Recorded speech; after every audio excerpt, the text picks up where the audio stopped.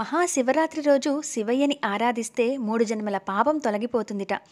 లింగ రూపంలో ఆవిర్భవించిన మహత్తరమైన రోజు ఈ శివరాత్రి. నమస్తే అండి. Welcome back to our channel. అందరూ బాగున్నారనుకుంటున్నానండి. ఇవాల్టి వీడియోలో మహాశివరాత్రి పూజని సులువుగా ఎలా చేసుకోవచ్చు, అఖండ దీపం పెట్టని వాళ్ళు కానీ, ఉపవాసం జాగరణ చేయలేని వాళ్ళు, అలాగే సులువుగా ఇంట్లోనే మనం శివరాత్రి పూజని ఏ విధంగా చేసుకోవచ్చు అనేది, ఎటువంటి నియమాలు పాటిస్తూ ఈ పూజని చేసుకోవాలి అనేది నేను ఈ వీడియోలో అయితే పూర్తిగా షేర్ చేస్తున్నానండి. ఎక్కడా కూడా స్కిప్ చేయకుండా చూడండి. అలాగే శివలింగం లేని వారైతే గనక ఎలా పూజ చేసుకోవచ్చు అని కూడా నేను షేర్ చేస్తున్నాను.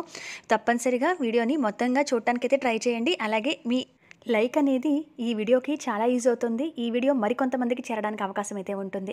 ఇక పూజలోకి వెళ్ళిపోదామండి. శివరాత్రి అనేది శివయ్య లింగ రూపంలో ఆవిర్భవించిన ఎంతో ప్రత్యేకమైన రోజు.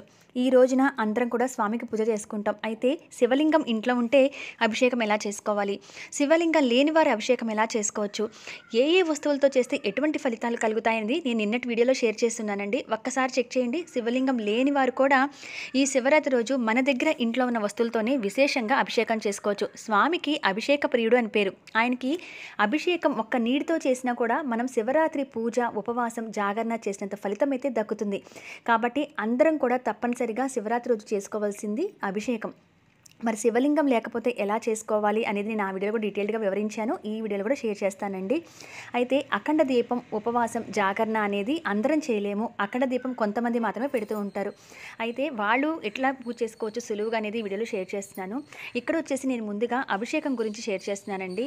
పండ్ల ముక్కలతోనూ, అలాగే పసుపు, కుంకం, విభూది, మన గంధం నీళ్ళు, చెరుకు రసం, జ్యూసులు, ఇలాగే పండ్ల ముక్కలు, ముఖ్యంగా బిల్వపత్రంతోనూ ఈ విధంగా అభిషేకానికి అయితే ఏర్పాటు చేసుకోవాలి. అయితే నేను ఆ వీడియోలో అభిషేకాలు చూపించాను. ఇక్కడ వచ్చేసి నేను పంచామృతాలతో అభిషేకం అనేది చూపిస్తున్నానండి. ఒక శివలింగాన్ని ఇంట్లో ఉంటే కనుక మీరు ఒక బౌల్లో పెట్టుకొని పంచామృతాలు కలిపి పెట్టుకోండి. అంటే ఆవు పాలు, ఆవు నెయ్యి, ఆవు పెరుగు, పంచదార, తేనె, వీటిని కలుపుకొని మీరు విడివిడిగా అయినా చేయొచ్చు, లేదా 5 వస్తువులతోనూ కూడా కలుపుకొనైనా చేయొచ్చు. ఇక్కడ నేను శివలింగాన్ని ఒక బౌల్లో పెట్టుకున్నాను. అలాగే ఆవు పాలు, ఇక్కడ ఆవు పెరుగు, నెయ్యి, పంచదార, తేనెతో అభిషేకం చేస్తున్నాను.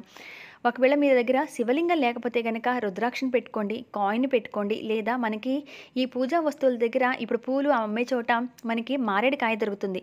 ఈ ఒక్క రోజైనా సరే శివయ్యకి మన ఇంట్లో అభిషేకం చేయాలి అని అంటే బిల్వ వృక్షం ఎంతో పవిత్రమైంది. ఆ శ్రీఫలం అని కూడా చెప్తూ ఉంటాము. మారేడుకాయ అంటూ ఉంటాం కదా. ఆ మారేడుకాయని తెచ్చుకొనైనా సరే మనం శివలింగం రూపంలో ఆరాధించి అభిషేకం చేసుకుంటే గనక చాలా మంచిది. కాబట్టి రుద్రాక్ష కానీ, శివలింగం లేని వారైతే గనక రుద్రాక్షని, మారేడుకాయని లేదా కాయిన్ అయినా పెట్టుకొని పర్టికులర్గా ఈ శివరాత్రికి మాత్రం తప్పనిసరిగా అభిషేకం అయితే చేసుకోండి. శివయ్యని ఆరాధించడం 2 పద్ధతులుగా ఉంటుంది. అకలమని, సకలమని. అకలం అంటే నిర్గుణ రూపమైన ఈ లింగ రూపం. సకలం అంటే మనం అందరం కూడా ఇంట్లో పెట్టుకునే పార్వతీ పరమేశ్వరుల చిత్రపటంలాగా మనం పెట్టుకుని పూజిస్తూ ఉంటాం. ముఖ్యంగా శివయ్యకి అభిషేకం కాబట్టి ఎవరైతే స్వామికి కనీసం కాసి నీళ్ళైనా సరే అభిషేకం చేస్తారో వారి ఇంట దరిద్రం అనేది ఉండదట. అలాగే స్వామికి అత్యంత ప్రీతి చెందుతాట. ఎవరైతే తులసి దళాన్ని అర్పించినా, బిల్వపత్రాన్ని అర్పించినా కూడా ఆ ఇంట్లో ధనవృద్ధి జరుగుతుంది. అలాగే పిల్లలకి జ్ఞాపక శక్తి పెరుగుతుంది, మంచి విద్య అలవడుతుంది.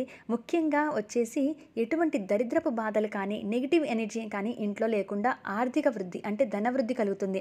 బిల్వపత్రాన్ని సమర్పించడం వల్ల ఆ బిల్వ వృక్షం మొదట్లో లక్ష్మీదేవి కూర్చొని ఉంటుందట. అంటే శుభకరం కాబట్టి అటువంటి బిల్వ ఆకు మీద నుంచి పడ్డ వాటర్ కానీ ఈ విధంగా పంచామృతాలతో కలిపి స్వామికి అభిషేకం చేసుకుంటే ధనవృద్ధి జరుగుతుంది. ఎటువంటి కోరికైనా అంటే అభీష్ట సిద్ధి జరుగుతుంది. కాబట్టి ఎటువంటి కోరికైనా సరే నెరవేరుతుంది. ఈ విధంగా ప్రతి ద్రవ్యంతోనూ కూడా చేసుకోవచ్చు. పూర్తిగా అభిషేకాలైనది నేను నిన్నటి వీడియోలో షేర్ చేశాను కాబట్టి ఒకసారి చెక్ చేయండి. ఈ విధంగా పంచామృతాలతో చేసిన వారైతే కనుక ఈ పంచామృతాలని సపరేట్గా పక్కన పెట్టుకొని మీరు అదంతా కూడా మళ్ళీ ఇంట్లో కుటుంబ సభ్యులందరూ తీర్థం కింద తీసుకుంటే చాలా ఆరోగ్యకరం, చాలా మంచిది కూడా. మళ్ళీ స్వామివారిని ప్రత్యేకంగా ఒక పాత్రలో పెట్టుకొని శుద్ధి చేసి అప్పుడు మీరు ఇక పూజ అయితే మొదలు పెట్టుకోవచ్చు. అంతేకాకుండా పండ్ల ముక్కలతోనూ, పండ్ల రసాలతోనూ, చెరుకు రసం, కొబ్బరి నీళ్ళు, ఈ విధంగా వేటిలతో అయినా స్వామికి అభిషేకం చేసుకోవచ్చు. ఇక్కడ నేనైతే స్టార్టింగ్ చూపించాను కదా, కొన్ని రకాల పండ్లను తీసుకొని ఆ పండ్లని విడివిడిగాను ముక్కలుగా కోసుకొని విడివిడిగాను చేయొచ్చు. వాటిని కూడా మిక్స్ చేసి ఆ పండ్ల ముక్కలతోనూ కూడా స్వామికి అభిషేకం చేసుకోవచ్చు. ఇవన్నీ మన ఇంట్లో ఉండేవే కాబట్టి శివలింగం ఉంటే కనుక శివలింగం పూజలో పెట్టుకోండి. లేని వాళ్ళైతే కనుక రుద్రాక్షను కానీ, కాయిన్ కానీ, మారేడుకాయని తెచ్చుకొని మీ విధంగా అభిషేకం అయితే చేసుకోవచ్చండి. చేసి స్వామికి పూజనే చేసుకోవాలి. ఈ అభిషేకాలు చేస్తున్నంతసేపు సేపు కూడా శివ శివ అంటూ కానీ లేదా లింగాష్టకం శివాష్టకం ఇవి చదువుకుంటే సరిపోతుంది. అందరం కూడా ఉపవాసం కానీ జాగరణ కానీ చేయలేము, అఖండ దీపాన్ని వెలిగించలేరు. అటువంటి వాళ్ళందరూ కూడా కొంచెం వాటర్ పోసిన ఈ విధంగా అభిషేకం చేసుకొని కనుక శివరాత్రికి పూజ చేసుకుంటే ఆయన లింగ రూపంలో ఆవిర్భవించిన రోజు కాబట్టి ఉపవాసం చేసినంత ఫలితం, జాగరణ చేసినంత ఫలితం, అలాగే అఖండ దీపాన్ని వెలిగించినంత ఫలితం అయితే ఈ పూజ వల్ల దక్కుతుంది. ఇది ఇంట్లో అందరం కూడా సులువుగా కూడా చేసుకోవచ్చు. ఈ విధంగా పండ్ల ముక్కలతోనూ కూడా స్వామికి అభిషేకం చేసిన తర్వాత ఇంతాక పంచామృతాల్లాగానే ఈ పండ్ల ముక్కలను కూడా పక్కన పెట్టుకొని మీరు ప్రసాదంగా స్వీకరించవచ్చు. అభిషేకం చేసినంతసేపు కూడా శివ శివ అని నామస్మరణ చేయటం, లేదా ఓం శివాయ నమః అనుకుంటూ, లేదా ఓం నమ శివాయ అనుకుంటూ, హరహర మహాదేవ శంభో శంకర ఇలా స్వామి నామాలు మీ నోటికి ఏవైతే వస్తాయో అవన్నీ కూడా అనుకుంటూ ఈ విధంగా పూజ అయితే చేసుకోవాలి. ఇక సులువుగా ఇంట్లో పూజలా చేసుకోవాలి అని అంటే అభిషేకాలు చేసిన తర్వాత అంటే మొదటిగా దీపారాధన చేస్తారు. అలాగే అఖండ దీపం లేకుండా అఖండ దీపాలు వెలిగించుకోవాలి అంటే కనుక ఇక్కడ కూడా వెలిగించుకోవచ్చు. ఇక్కడ నేను అఖండ దీపం కానీ ఉపవాసం జాగరణ లేకుండా సులువుగా చూపిస్తున్నాను కాబట్టి ఇక్కడ నేను అఖండ దీపం పెట్టలేదు. మామూలుగా దీపారాధన చేస్తారు. వినాయకుడికి పూజ చేసిన తర్వాత శివయ్యకి అభిషేకాలు చేసుకుంటారు. ఆ తర్వాత స్వామివారి చిత్రపటం పెట్టుకోండి. ప్రత్యేకంగా ఈ విధంగా పిండి దీపారాధన చేయొచ్చు. ఈ పిండి దగ్గరే మీ దగ్గర మరొక రుద్రాక్ష ఉంటే కనుక ఆ రుద్రాక్షను పెట్టండి. రుద్రాక్ష దీపం అవుతుంది. మీరు పెట్టాలి అంటే అనుకుంటే నారికేళ దీపం అంటే కొబ్బరి దీపారాధన చేసుకోవచ్చు. ఇక ఏమీ లేదండి, బిల్వదళాలు దొరికితే కనుక అవి చాలా మంచిది కాబట్టి మీరు సమర్పించదలుచుకుంటే బిల్వదళాలను సమర్పించండి శివయ్యకి. స్వామివారి అష్టోత్తరం అనేది ఉంటుంది. ఆ అష్టోత్తరం చదువుకుంటూ కూడా మీరు పూజ చేసుకున్నా సరిపోతుందండి. కొంతమంది ఉద్యోగాలకి వెళ్ళేవారు కానీ, చంటి పిల్లలతో ఉన్నవాళ్ళు కానీ, లేదా ప్రెగ్నెంట్ లేడీస్ కానీ, ఇంట్లో పెద్దవాళ్ళు ఉన్నవాళ్ళు పూర్తిగా ఉపవాసం జాగరణ చేసి కానీ, లేదా అఖండ దీపాలు వెలిగించి కానీ పూజ చేసుకోలేరు కదా. అటువంటి వాళ్ళందరూ కూడా సులువుగా ఈ విధంగా మహాశివరాత్రి పూజని ఇంట్లో మనమే చేసుకోవచ్చు. అయితే ఇది నిత్య పూజా మందిరంలో చేసుకోవచ్చు, లేదా ప్రత్యేకంగా పీఠం పెట్టిన చేసుకోవచ్చు. మీరు ఇక ప్రత్యేకంగా వెలిగించదలుచుకుంటే రుద్రాక్ష దీపం అంటే ఈ పిండి దీపం దగ్గర ఒక రుద్రాక్షలు ఉంటే కనుక రుద్రాక్షలను సమర్పించండి, పెట్టి మీరు పూజనే చేసుకోండి. అయితే ఈ పూజలో ఎప్పుడు వాడినా కూడా శ్వేత అక్షింతలు అంటే కొంచెం బియ్యంలో ఆవు నెయ్యి కానీ నువ్వుల నూనె కానీ వేసి కొంచెం విభూది వేసి ఆ విభూదితో కలుపుకున్న అక్షింతల్ని శ్వేత అక్షింతలు అంటారు. ఆ అక్షింతలతో స్వామివారికి అష్టోత్తరం చదువుకొని ఒక లింగాష్టకం కానీ ఏదైనా చదువుకున్నా సరిపోతుందండి. అయితే ఈ శివరాత్రికి వినవలసిన కథ కూడా ఒకటి ఉంది, నేను అది కూడా షేర్ చేశాను. ఆ కథ విని అక్షింతలు వేసుకుంటే మనకి ఈ పూజని పూర్తిగా చేసినంత ఫలితం అయితే దక్కుతుంది. కాబట్టి ఆ వీడియోని కూడా ఒకసారి చెక్ చేయండి. ఈ విధంగా శివయ్యకి పూజ అనేది చేసుకోవాలి. అయితే మనం ఇక్కడ ఉపవాసం ఉండట్లేదు, అఖండ దీపం పెట్టలేదు, జాగరణ చేయట్లేదు కదా, మరి ఏ సమయంలో చేసుకోవాలి అని అనుకుంటే ఇది మీరు తెల్లవారుజాము చేసుకుంటే చాలా మంచిది. మార్చి 8వ తారీఖు శివరాత్రి చేసుకుంటున్నాము. చతుర్దశి తిథి మనకి రాత్రిలో ఉన్నది మనం శివరాత్రిగా లెక్కేసుకుంటాం కాబట్టి మీరు ఉదయం కూడా పూజ చేసుకోవచ్చు. కానీ కొంతమంది ఈ చతుర్దశి తిథి ఉన్న గడియల్లో చేసుకోవాలి అనుకుంటారు కాబట్టి మీరు ఉపవాసం లేకపోయినా పర్లేదండి. ఉదయం నుంచి భోజనం చేసినా, మధ్యాహ్నం భోజనం చేసినా పర్లేదు. సాయంత్రం మాత్రం ఇక్కడ ఎక్కడ అఖండ దీపం పెట్టట్లేదు కాబట్టి సాయంత్రం మళ్ళీ శుచిగా స్నానం చేసి దేవుని పూజ మందిరంలో కానీ మీరు ఎక్కడైతే ఈ పూజను చేయాలనుకుంటున్నారో అక్కడ అంతా కూడా ప్రదేశంలో ముగ్గులు పెట్టి ఈ విధంగా చిత్రపటాన్ని ఏర్పరచుకొని, శివలింగం లేకపోతే కనుక మీరు ఈ చిత్రపటం దగ్గరే నేను చెప్పిన అభిషేకాలు చేయకపోయినా పూజ అయితే చేసుకుంటారు. అయితే నేను చెప్పినట్టుగా ఒక కాయిన్ పెట్టుకొని అభిషేకం చేసుకుంటేనే చాలా మంచిది. ఈ విధంగా స్వామివారికి ప్రత్యేక దీపారాధన చేసుకొని మీరు పండు కానీ పాలు కానీ ఏదైనా నైవేద్యం పెట్టచ్చు. అయితే ఉపవాసం ఉండట్లేదు కదా, పూజ చేయొచ్చా అని మీకు డౌట్ ఉండొచ్చు. ఆరోగ్యరీత్యా బాగున్న వాళ్ళు మాత్రం ఉపవాసం చేస్తారు. బయటకు వెళ్ళే వాళ్ళు, ఉద్యోగాలకు వెళ్ళే వాళ్ళు పూర్తిగా ఉపవాసం కూడా ఉండలేకపోవచ్చు కదా. మరి అటువంటి వాళ్ళు శివయ్య పూజని చేసుకోకూడదని ఏం లేదు కదండి. సాయంత్రం ప్రదోషకాల సమయంలో చేస్తే చాలా మంచిది కాబట్టి మీరు రాత్రులకి అంటే ఆఫీసుల నుంచి వచ్చిన తర్వాతైనా లేదా సాయంత్రం 6 దాటిన తర్వాత అయినా సరే ఈ విధంగా శివయ్యకి పూజ చేసుకోవడం చాలా మంచిది.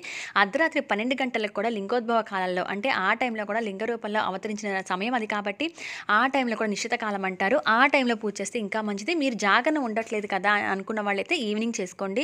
మేము అలా అర్ధరాత్రి కూడా చేయగలము అనుకున్న వాళ్ళైతే కనుక ఆ లింగ రూపంలో ఉన్నప్పుడు స్వామివారిని 12 కూడా చేసుకోవచ్చు. ఈ విధంగా సులువుగా మనందరం కూడా ఇంట్లో స్వామిని పూజ చేసుకోవచ్చండి. రుద్రాక్షలు ఉంటే కనుక స్వామివారికి రుద్రాక్షను సమర్పించండి. విభూతితో ఒకవేళ మీరు ఇవేమి చేయలేము అని అంటే కనుక దీపారాధన చేసి స్వామివారికి అష్టోత్తరం చదువుకొని ఈ విధంగా పూలు కానీ బిల్వదళాలు కానీ స్వామికి సమర్పిస్తే చాలా మంచిది. ఇవి కూడా లేవనుకుంటే శ్వేత అక్షింతలు అంతాక నేను చెప్పినట్టుగా తెల్లటి అక్షింతలు కలుపుకొని పూజ అయితే చేసుకోండి. ఇంతకు ఏవైతే మనం అభిషేకం చేసుకున్న పండ్ల మొక్కలు ఉన్నాయో వీటన్నింటినీ కూడా ఈ విధంగా కలుపుకున్నాం కదా, అభిషేకం చేసిన తర్వాత పక్కన పెట్టుకున్నాం కదా ఒక బౌల్లో, వీటిని ప్రసాదంగా తీసుకున్నట్టుగా పంచిపెట్టడంగా చేస్తే చాలా మంచిది. అయితే నేను నిన్నటి వీడియోలో మిగతా వస్తువులతో ఎటువంటి అభిషేకం చేస్తే ఫలితాలు కలుగుతాయి ఒక వీడియో షేర్ చేశాను కదండి. దానికి తగ్గ నీళ్ళు అనమాట. ఇటువంటి నీళ్ళన్నీ కూడా ఇంటి నిండా చల్లుకొని ఒకసారి ఆ తర్వాత పచ్చని చెట్టు మొదట్లయితే వేసేయండి. ఈ విధంగా బిల్వపత్రాన్ని సమర్పిస్తే కనుక చాలా మంచిది. ఇది సులువుగా అఖండ దీపం లేకుండా ఉపవాసం జాగరణ లేకుండా చేసుకునే పద్ధతి. అయితే శుక్రవారం వచ్చింది కాబట్టి ఈసారి మనకి మీరు ఉదయం చేసిన సాయంత్రం చేసిన పూజ శుక్రవారం అనేది ఉద్వాసం చెప్పకుండా శనివారం నాడు మళ్ళీ స్వామికి పూజ చేసుకుని అప్పుడు ఉద్వాసం చెప్పాలి. అది నేను రేపటి వీడియోలో షేర్ చేస్తాను, ఉద్వాసం ఎలా చెప్పాలి అనేది. ఈ విధంగా సులువుగా అందరం కూడా పూజ చేసుకోవచ్చండి మహాశివరాత్రికి. ఐ హోప్ ఇన్ఫర్మేషన్ మీకు నచ్చిందని అనుకుంటున్నాను. నచ్చిన వాళ్ళు లైక్ చేసి షేర్ చేసి కామెంట్ ఇవ్వండి. మరొక మంచి వీడియోలో మళ్ళీ మిమ్మల్ని అందరినీ కూడా కలుస్తాను. అంతవరకు సెలవు.